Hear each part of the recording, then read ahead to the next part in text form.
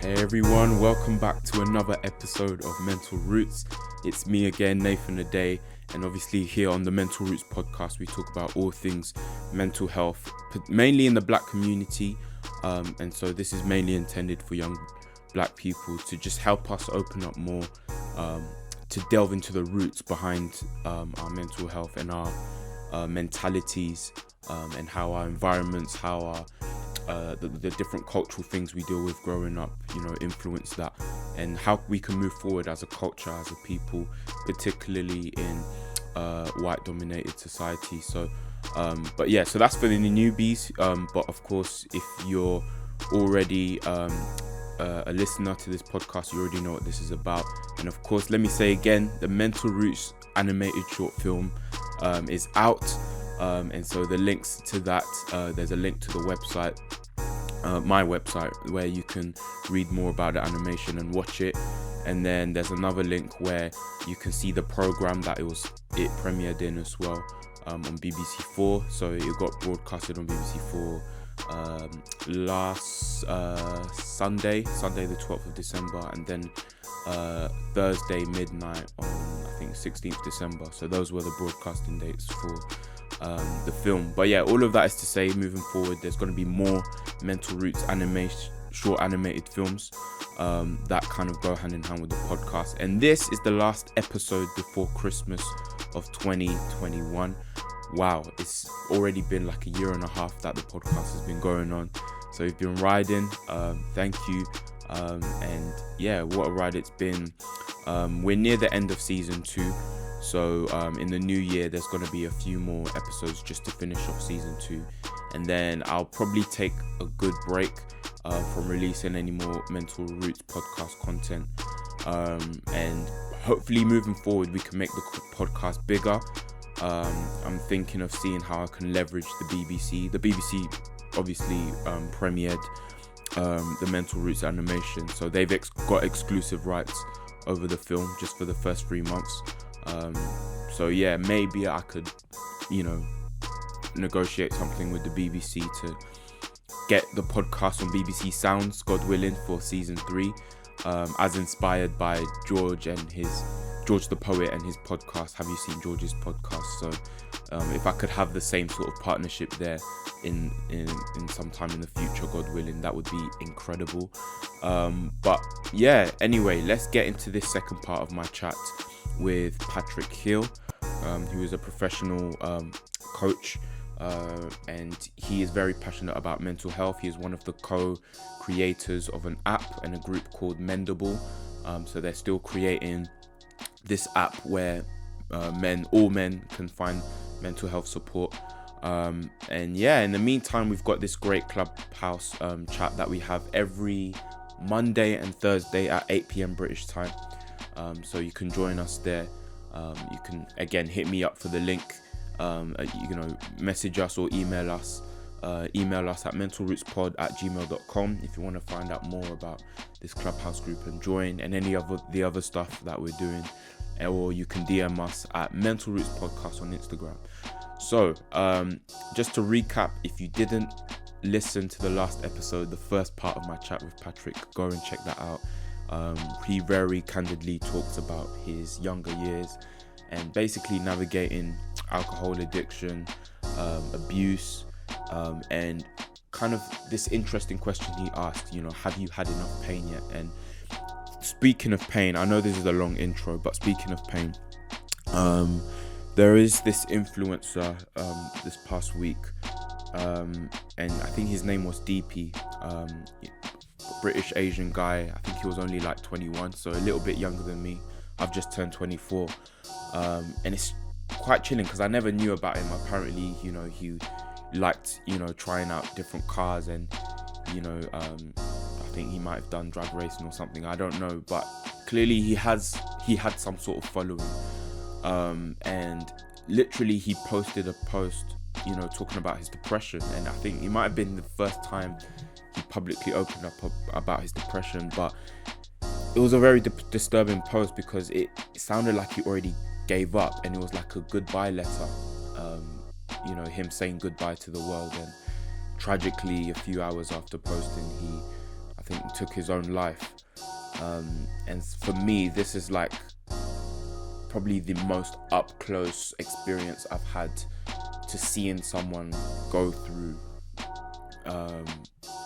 suicide. And yeah, I send condolences to, I think his full name was Sandeep, I don't know, I'm just assuming from his nickname, but I wish that guy's family and friends condolences at this time, and prayers. I pray that God's peace surrounds them. And this is a very sore reminder of how still mental health issues in men, especially young men, is such a big stigma that still needs overcoming, and it adds even more validity to why a podcast like this exists.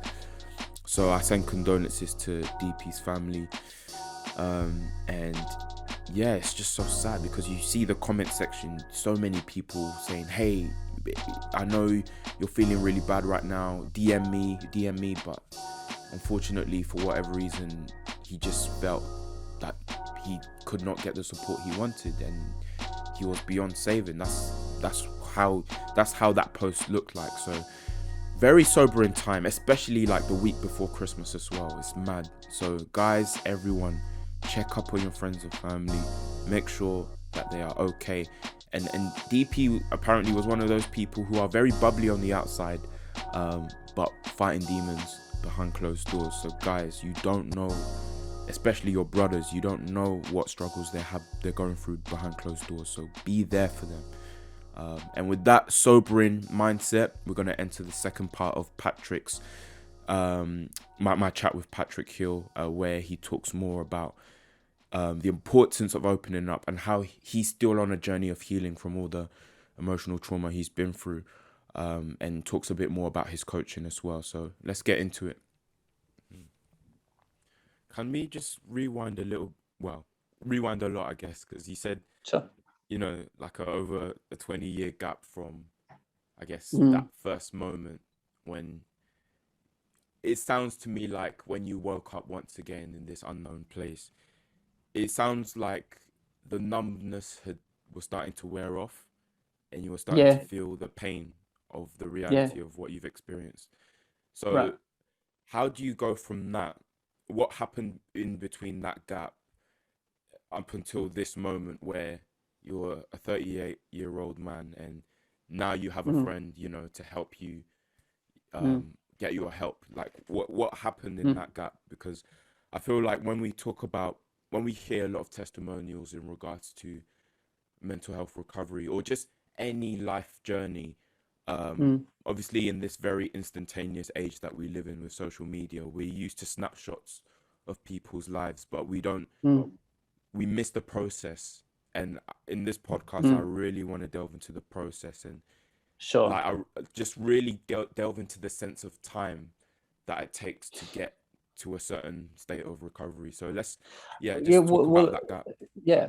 So I'm 24 and the pain has broken me, if you like. And I'm like, I can't keep doing this to myself, which wasn't true. I could keep doing it to myself, but I didn't want to. And I was like, okay, so does that mean I have to stop drinking? Fortunately, a close friend of mine at the time, they were in recovery and they took me to a 12-step meeting, and I went along. And I looked at all these people who were sober and fairly happy, and I looked at them like, you absolute losers. Yeah, I was the person in the corner crying, right?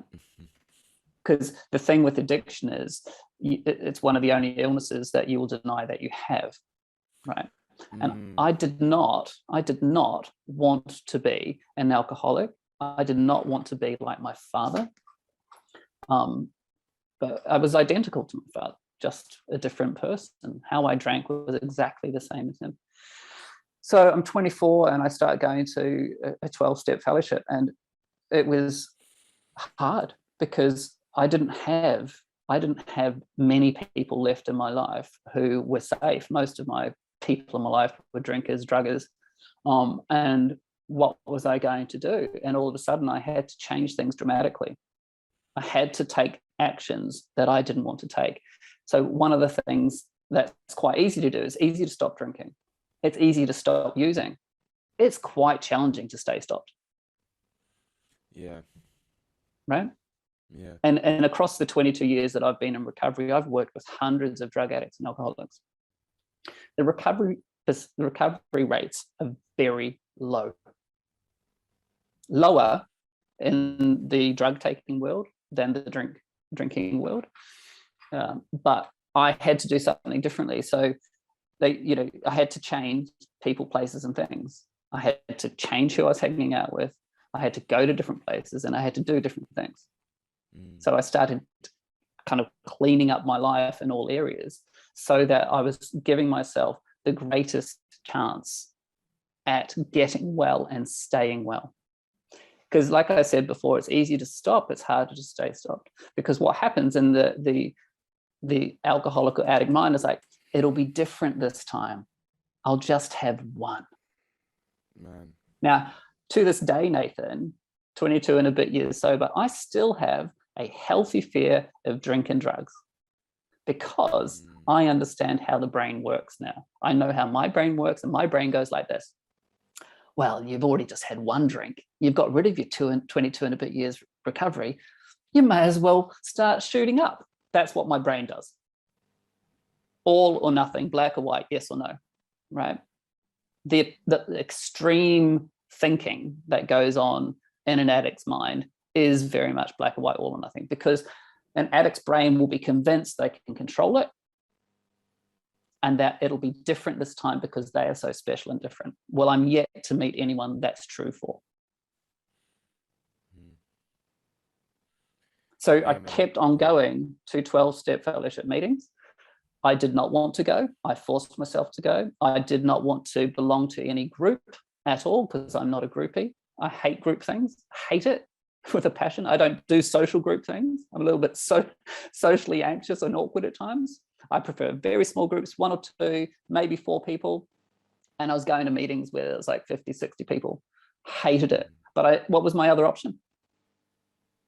And I go back to that question. And the reason I asked that question, Nathan, is have you had enough pain yet?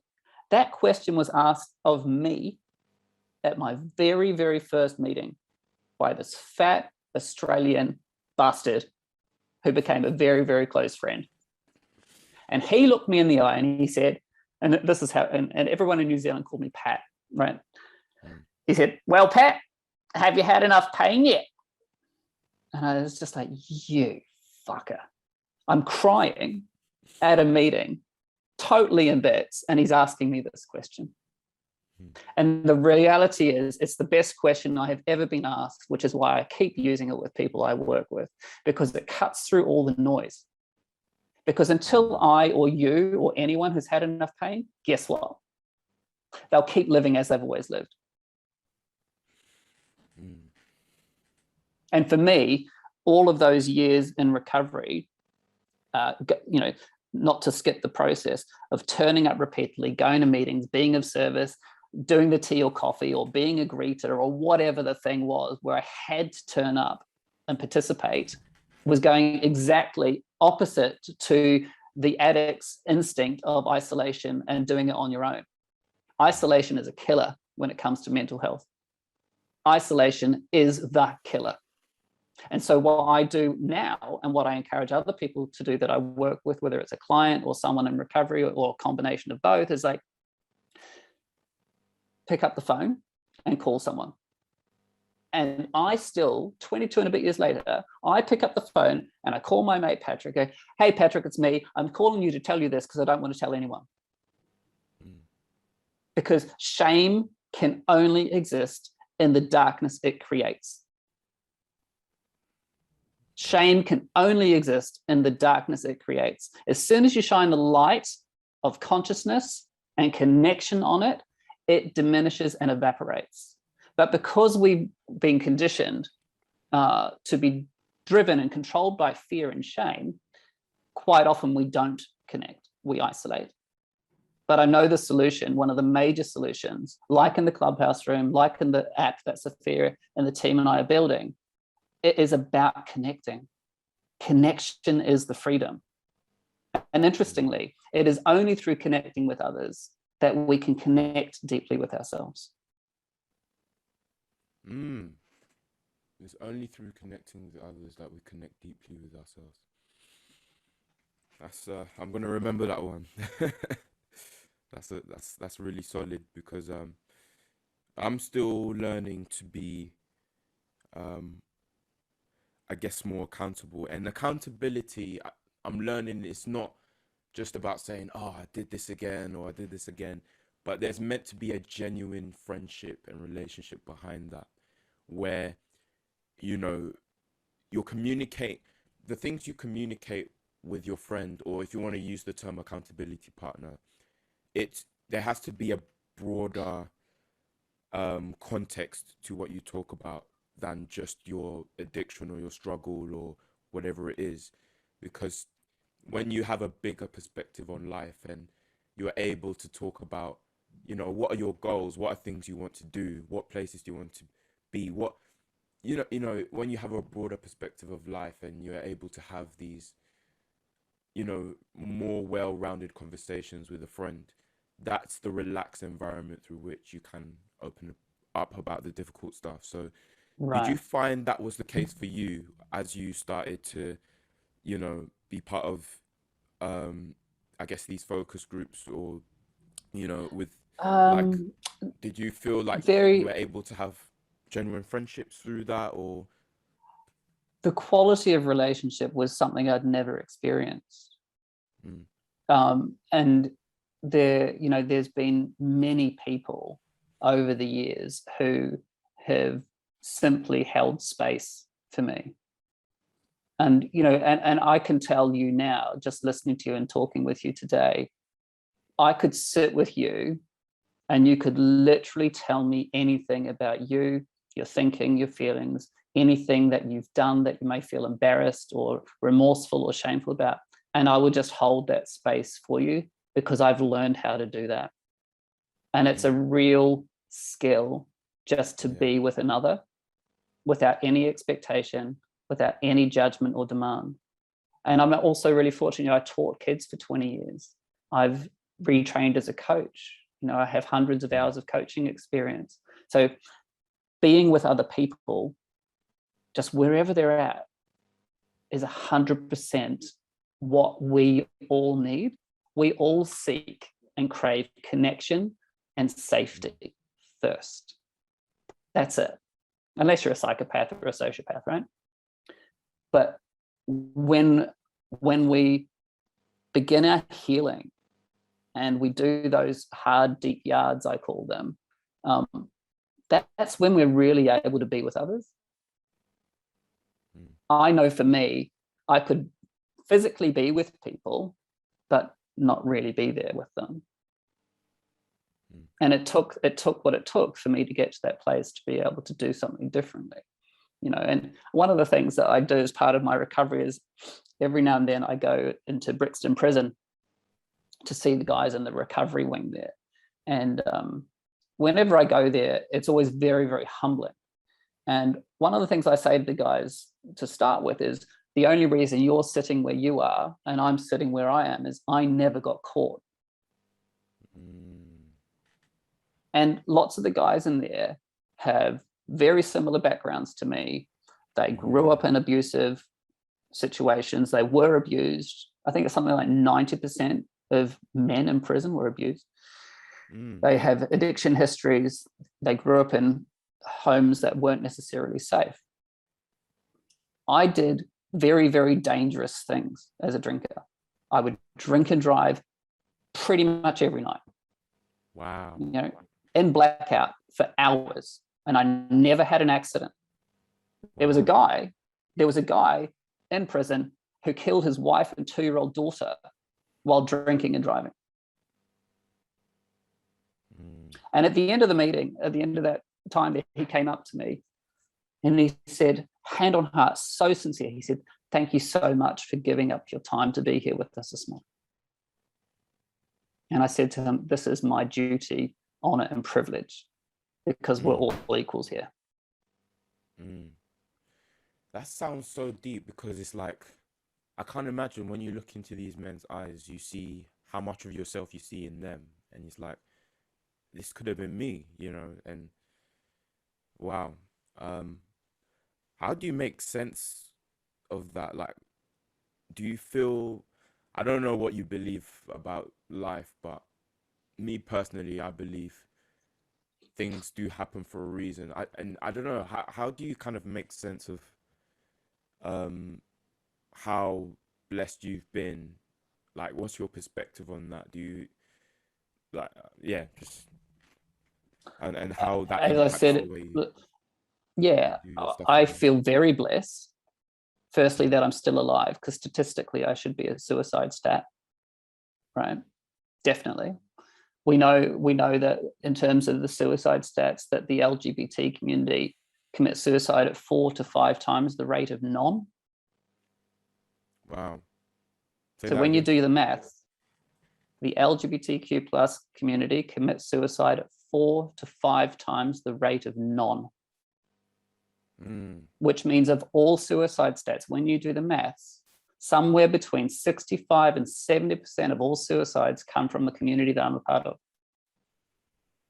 And when you say, does that include um all genders and sexualities, or specifically Yeah, men, gay men?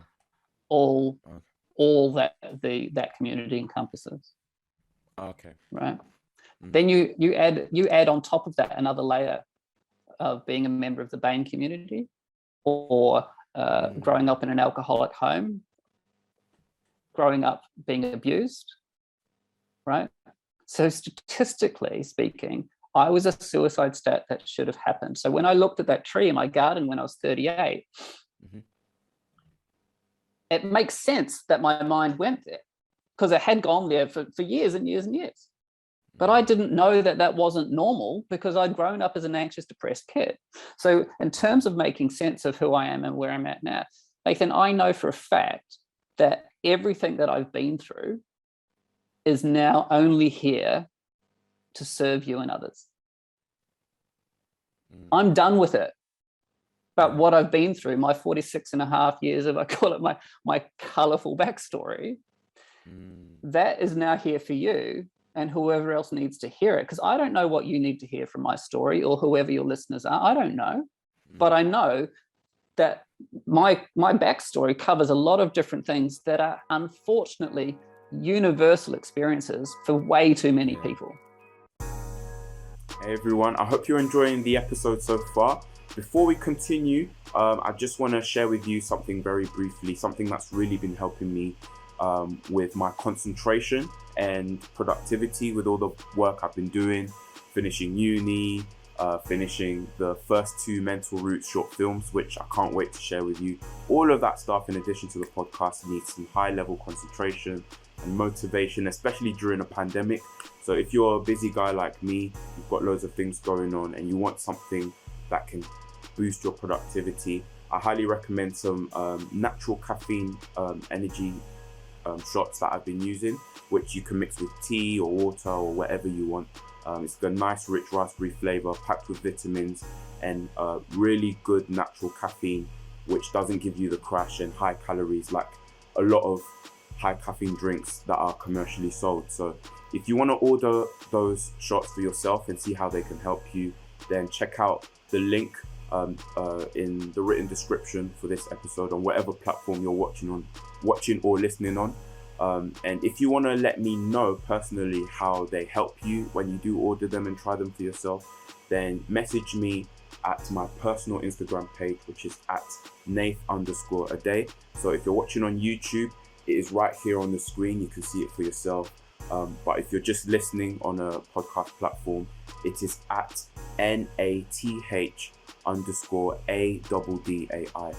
Message me there to find out more about that product and any other products that I've been using, because I've been using other products as well as different workout techniques and things to help improve my physical health, which in turn improves my mental health. So thanks for listening. Let's get back into the episode. Enjoy. And so when I sit with anybody, whether they're in prison or not, it doesn't matter where you are, who you are, where you've been, I know that I will be there with you wherever you're at. And that's what I'm here for. And so when I'm doing coaching work with clients or working on this app or with you or whoever, I know why I'm here. And how about this? This is another little kind of thing linking to how do you make sense of that? When I finally called the police to report this historic abuse, the reason I did it is I wanted to give voice to that 15 and 16-year-old that didn't have a voice, right? I did it for me, but I also knew that of 3 other victims from that same period of time at my secondary school.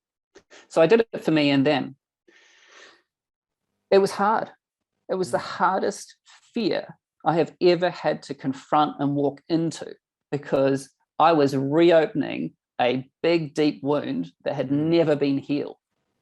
It wasn't just taking the plaster off it. I was ripping a scab off it, and it was festering, pussy, stinky, 23-year-old wound. Yeah, I'm still listening. Yeah. Sure. Skip forward a little bit. The court case began, the investigations began, and that was hard as well. The abuser tried to get hold of me through social media after the police had been to him. I'm 38, and that triggered such severe anxiety that I couldn't leave my house. And what was the age gap between you and the person? Oh, I don't know. At least 30 years, I'd say. Oh, wow. I don't know. But I'd convinced myself that he'd come from New Zealand to London to try and find me. So I couldn't leave my house because I was so triggered and traumatized that I was like, that's what it was like. But anyway, and eventually in 2015, he was convicted. Then 2018, another guy came forward, and his evidence couldn't be heard in court because of some sort of historical limitations thing or technical detail legally. And he put his name in the media. And I thought, no, you're not doing this on your own. So I contacted him. I knew the guy, he was 3 years older than me. And we set up a Facebook group for men who went to our school during that period that may have been abused. I went to the media to stand alongside him so that he didn't feel alone. And because of that, 12 other guys came forward in the space of 2 weeks. Wow. Now, this is why I say all that. I now know that I had to be one of those victims because I was the only one who was going to go to the police.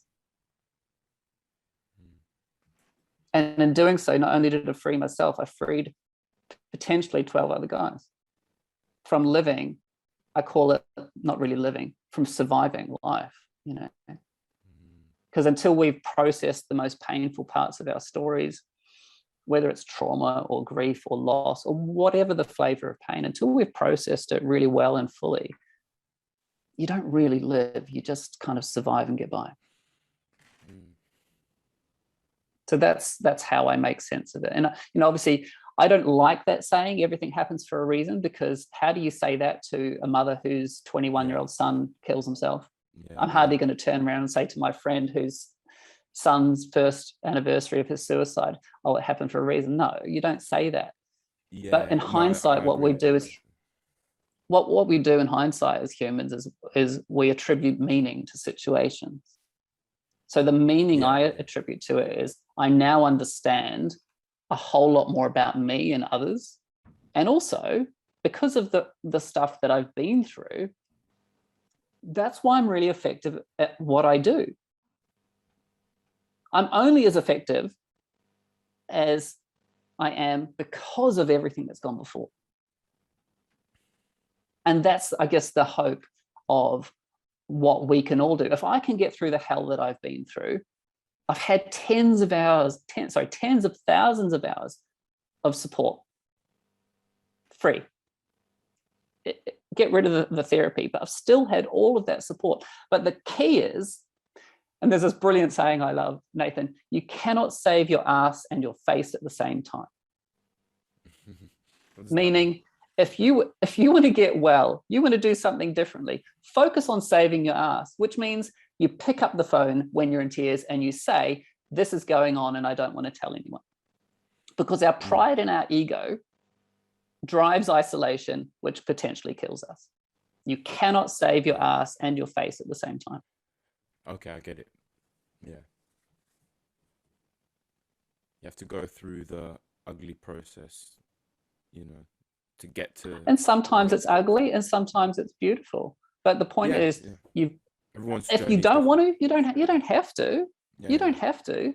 But I'm here to say, I think it serves you and others better to go through the process of healing and doing that work, because, well, I can't speak for everyone. I know that my life is as rich as it is today because of the work that I've done. And I get to do that sort of work now with others because of the work that I've done. Yeah. Powerful stuff, man. We've got about 8 minutes left. So I guess the final thing I wanted to say is, just talk about, I think you've already kind of covered this, but I guess, what do you want to see more of now in terms of support for, in fact, actually, no, what I wanted to ask you about was kind of your perspective of Black men navigating mental health issues, and maybe just I don't know if you've counseled any Black men, but maybe just talk about that and kind of the dynamic that you're seeing in their journeys, and in comparison to, I guess, your journeys, what are the similarities, and then also what are the additional layers of race and culture that they have had to deal with in order to in order to overcome their mental health issues. One of the things that I don't know how this is going to sound, I don't really care, but one of my things that I am passionate about doing is leveling the playing field, right? So I know that Black men, particularly Black gay men, are at a major disadvantage, right? Massive disadvantage compared to even a gay white male, because the cultural and ethnic layers make things harder. Because when you look at Black popular culture, what you have is a Los Angeles Black straight male gangster rapper, right? That's so my thing is, where are the Black healthy role models who are being vocal and saying, I've had this difficulty, this is how I overcame it? Because visibility is everything. Visibility is how we connect and relate. One of the things that I have noticed with my Black clients is my Black male clients is a huge reluctance to speak to anybody at all. We know that only. Yeah. Sorry, just for context, like maybe you wouldn't have like accurate stats on this, but about what percentage of your clients would you say are like Black? And have you had, or I don't know if your clients tend to be more male than female, like what kind of percentage? It's a mix. It's a mix, but I would say 5%, if that, of my clients are Black, male, female. And okay. But also having here, statistically, we know of all helping professions, only 30% of clients are male. Okay. So it's 70% female, 30%, because males don't like to front up and talk, which is why I'm all about smashing that.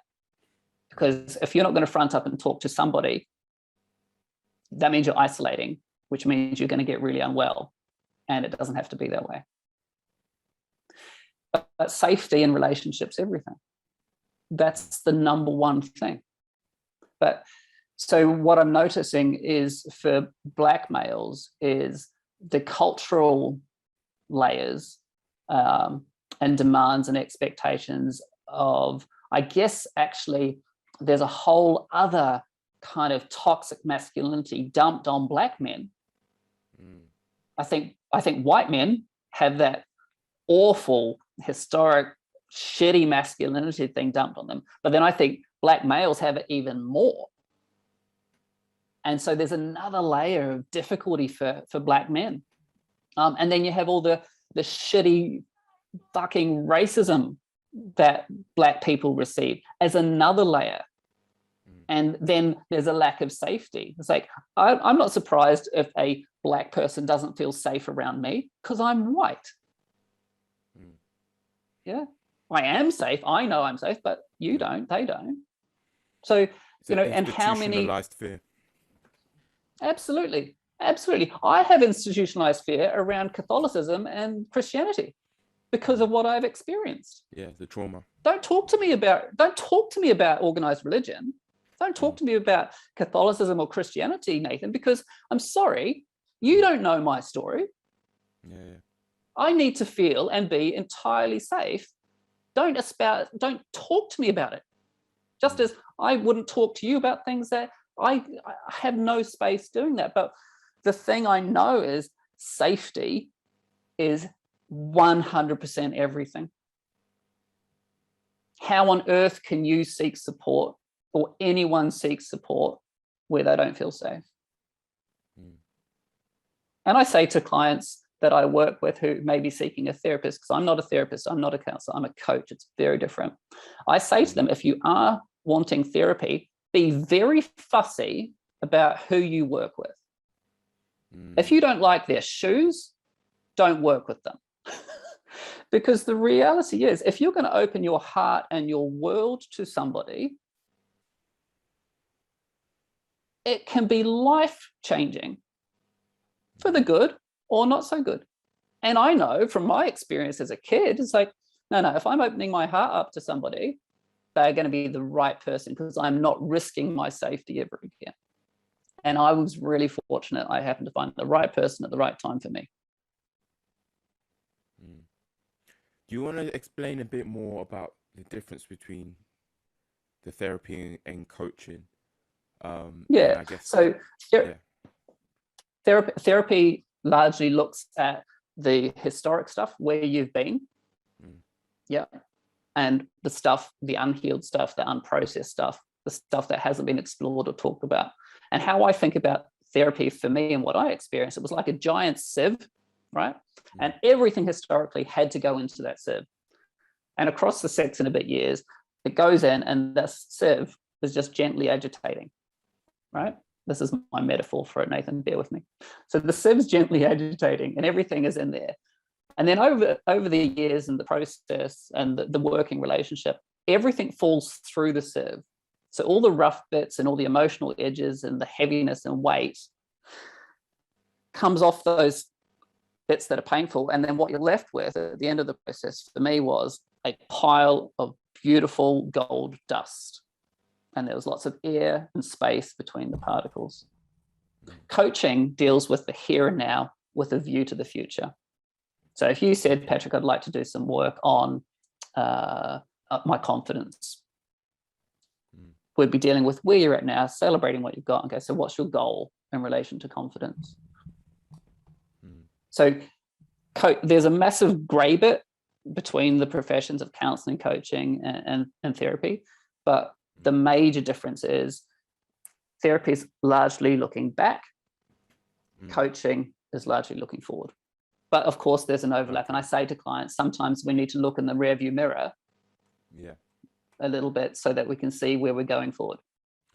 So in many cases, have you suggested to your clients that it would be in their best interest to do therapy first in order to help navigate where they want to go, or it depends on the individual. But if I see something or I hear something that I think to myself, no, this is a major emotional sticking point in the past, I'll just openly discuss that with a client and say, have you considered therapy because of this? I have clients who are doing coaching and therapy at the same time. I have clients come to me who finished therapy and they want to do some work about their goals for the future. It just depends on the individual. And I can't say to you or anyone what's right for you. I will just notice what I've noticed and ask a question, really. Because at the end of the day, it's your journey and no one has the right to push or pull you forward. It's entirely up to you. And with coaching, you're in the driver's seat. I'm a navigator. And I say to you, where do you want to go today? Yeah.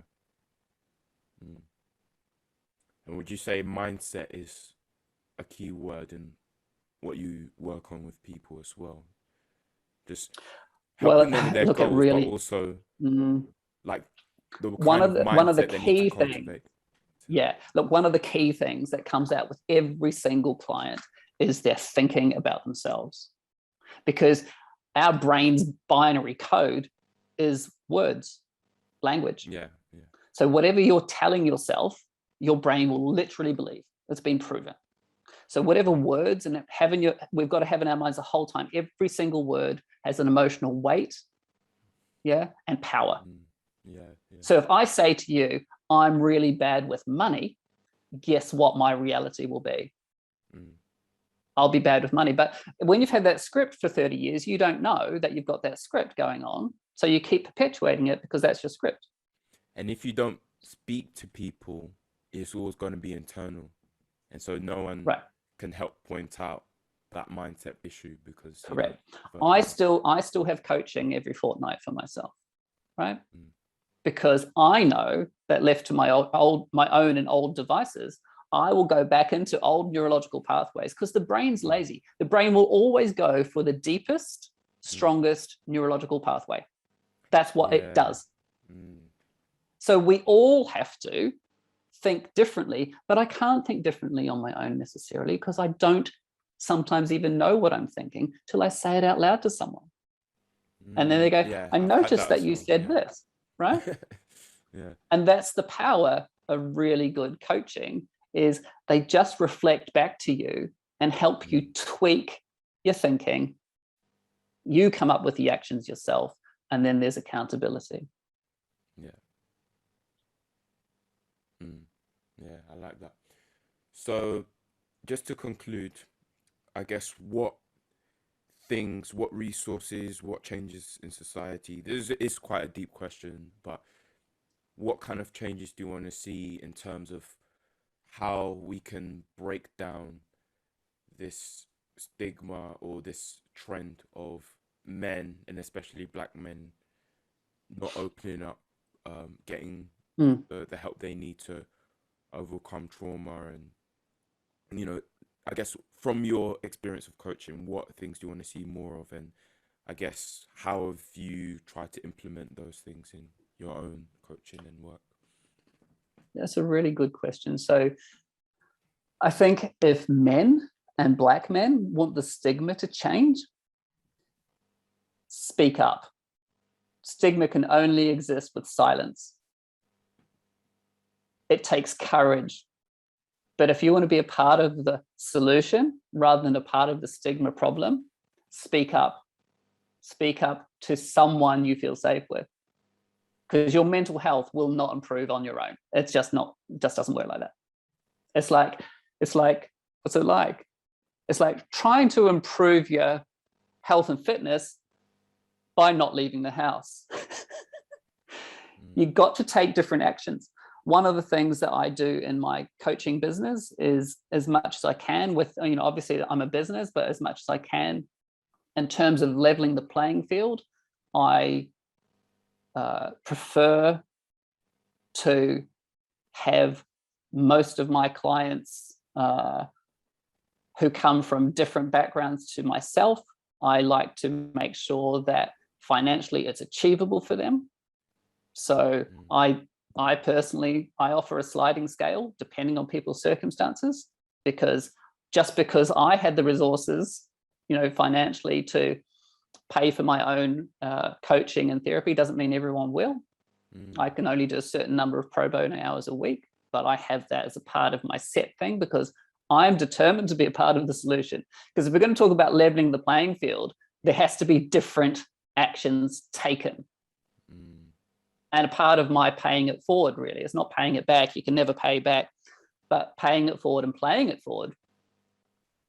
My solution is, it's at a micro level, but then on the bigger kind of macro level is the app that we're creating for mental health will be a level playing field for everyone globally. And that's going And to that's make a the massive Mendable difference. app, is it? The Mendable app, and we're working really hard to have the first release out by Christmas. So that's a really major step forward. Okay, you heard it here first, guys. The It's Mendable app. true, actually. Keep an eye on that. Yeah. And I look forward to using that as well. And it's good to just be part of you guys and what you're building, you know. So that's great to hear, definitely. So just to wrap up, maybe any final words of wisdom for our listeners, and also wisdom. I'm not sure about wisdom. I have lots of experience. Closing thoughts, I guess. Closing thoughts, I guess, to repeat myself, would be, have you had enough pain yet? Would be the first one. And isolation is a killer. So what are you going to do to connect? It is up to you. You know, someone can throw you the rope ladder down the well, but you've got to climb out. You've got to take an action, even if it's just one action today. What action will you take today that will help you move forward? Yeah. Awesome. And just let everyone know, you know, where they can follow you, how they can access your coaching service, and details about the Clubhouse room as well. Sure. So my website is thinkingbeyondnow.co.uk. You can easily find me there. My email's there. My Instagram is Patrick Hill Coaching. Easily find me there. And our mental health club is on Clubhouse on a Monday and a Thursday at 8 p.m. UK.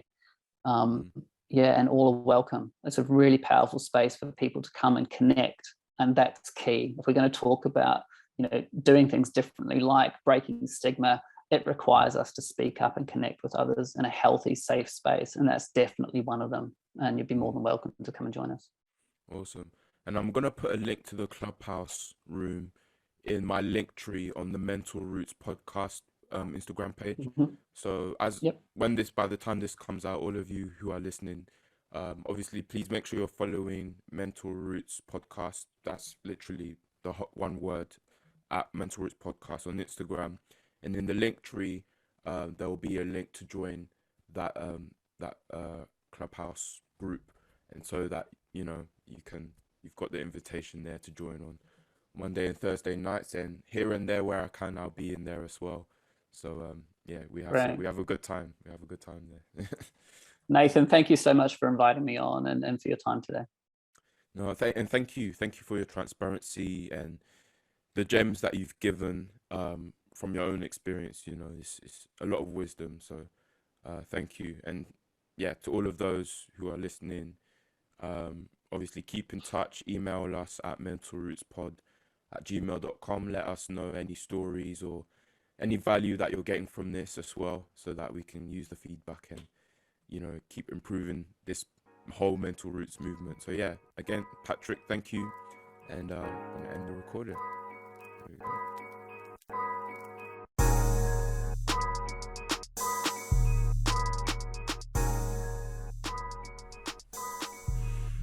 Wow, so that is it. That concludes my chat with Patrick Hill.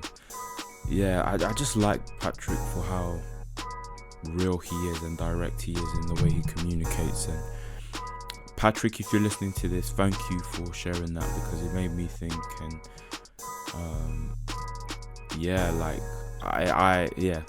especially now that I guess we're on the edge of a new year. That 2021, there's many words I could use to describe this year, but I say a big thing as well is it's just the reality of what it takes to break certain holding patterns, certain chains. You know, whether it's an addiction that you've had for years, or just even patterns of thinking, because behind every pattern of behavior is a pattern of thinking. And Patrick really delves into that, obviously from this episode and even the one before. So you have to be willing to make a sacrifice, and if not now, then when, in order for you to really improve yourself. And a lot of the time, change does come from a motivation of pain, you know, and especially in my case, to be honest. Like, it's again back to that question he asked: have you had enough pain yet? So yeah, think about stepping into the new year. Not that a new year itself should mark when you decide to seriously change certain habits, whether it's the amount of time you create for yourself to go for a walk, or eat well, or exercise, or finally get therapy, whatever it is. It's not that a new year has to be the thing you wait for in order to do that stuff, but think about the opportunity you have now to practically map out like this, a new beginning for yourself. That even after this difficult period of Christmas during a pandemic, let it be a time where you do reflect on what you already have and what you can do to help you get out of whatever mental fog or barrier that you have now. So this time, you know, take time. You know, this Christmas, I know it's a difficult time for many people. We've lost loved ones, and even in my case, there's 2 instances on social media where I've seen people basically post suicidal thoughts, and it's a very worrying thing to see, because you constantly carry this guilt of even seeing such a post and even seeing such stuff, let alone trying to find a way to reach out to the person or find support for them. So it's like, it's a difficult period, you know, during the festive season, where for many of us might be struggling financially, and in terms of even losing loved ones, or even our Christmas not being what we want it to be, because we're so focused on social media and it seems everyone else is having a great Christmas, and for whatever reason our Christmas, whether it's the amount of people we have at home, or the money we have, or how many gifts we're able to get or receive, that is not the way we want it to be, and that can cause depression as well.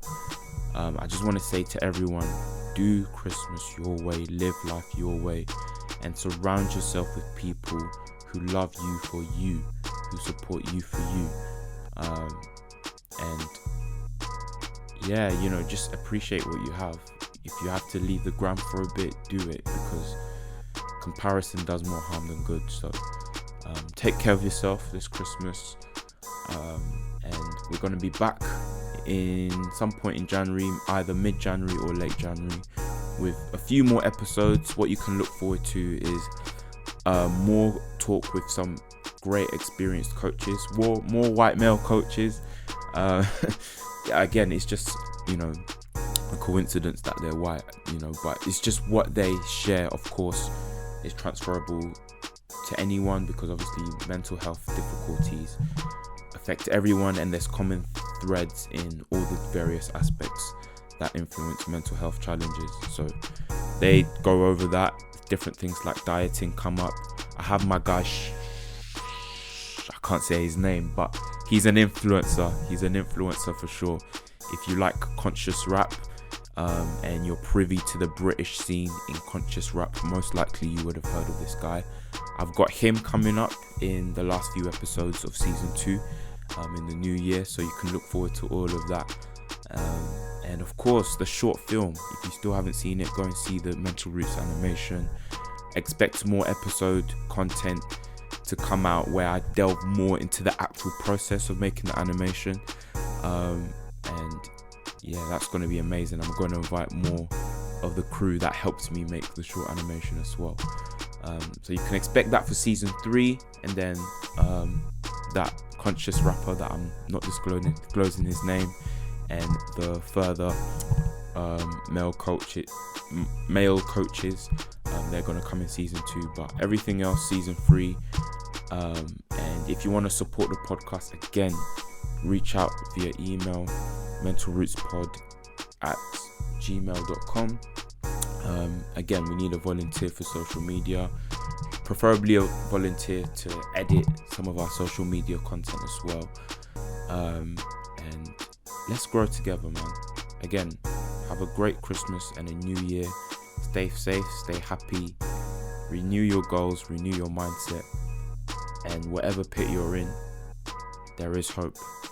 There is hope, and that's why this podcast is here, to help you have hope, even in tricky times and busy times like the period we're in now. So stay safe, happy Christmas or happy holidays, and God bless.